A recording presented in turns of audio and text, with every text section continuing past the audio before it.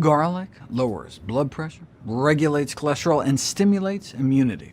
I've talked about the heart disease risk factors. What about the immunity? Eating garlic appears to offer the best of both worlds, dampening the overactive phase of the immune system by suppressing inflammation, while boosting protective immunity, for example, natural killer cell immunity, which our body uses to purge cells that have been stricken by viruses or cancer. In World War II, garlic was evidently dubbed Russian penicillin because, after running out of antibiotics, that's what the Soviet government turned to. But does it actually work? You don't know until you put it to the test. For example, how about preventing the common cold, perhaps the world's most widespread viral infection, with most people suffering approximately 2 to 5 colds per year? The first double-blind, placebo-controlled trial to investigate the prevention of viral disease with a garlic supplement. Those randomized to the garlic suffered 60% fewer colds, 70% fewer days affected, so not only fewer colds, but faster recovery, suffering only 1.5 days instead of 5. So accelerated relief, reduction in symptom severity, faster recovery to full fitness. OK, but this study was done nearly 20 years ago. What about all the other randomized controlled trials? There aren't any. Just that one trial to date, but still. And the best available balance of evidence then suggests that garlic may indeed prevent occurrences of the common cold. I mean, the common cold is one thing, but what about cancer? Right? Is it a stake through the heart of cancer?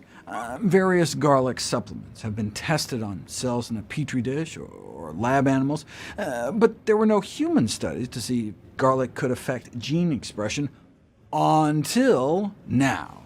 Eat one big clove of crushed raw garlic, and within hours, you get an alteration of the expression of your genes related to anti-cancer immunity.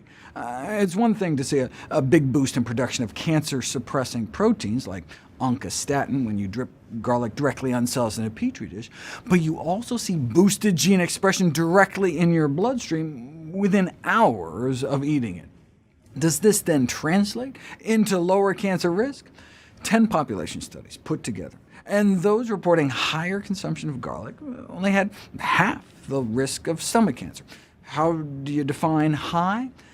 In each study, it was different, from a few times a month to every day, but regardless, those who ate more appeared to have lower cancer rates than those who ate less, suggesting a protective effect. And hey, stomach cancer is a leading cause of cancer-related death around the world, while garlic is relatively cheap, widely available, and easy to incorporate into your daily diet in a safe manner, and perhaps the more the better.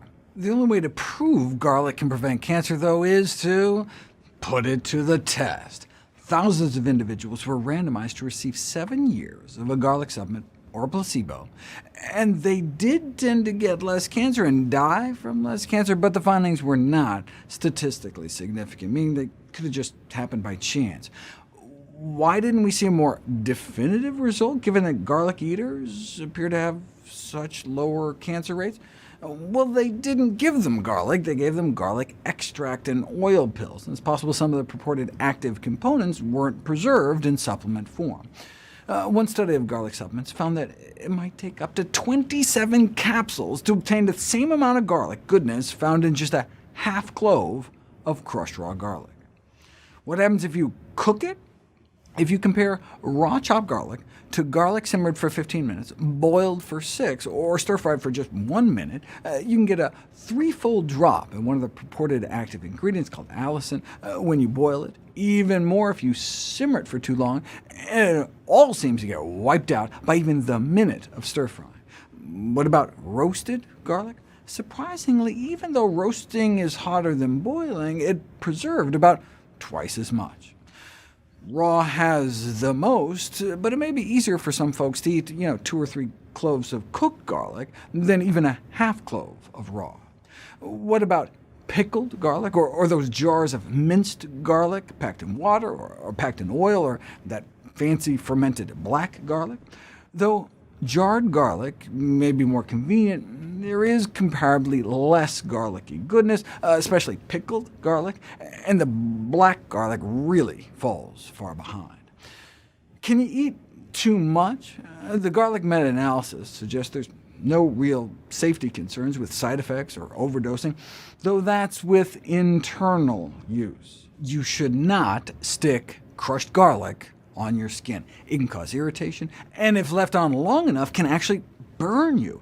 Wrap your knees with a garlic paste bandage, or stick some on your back overnight, and you can end up like this, or this.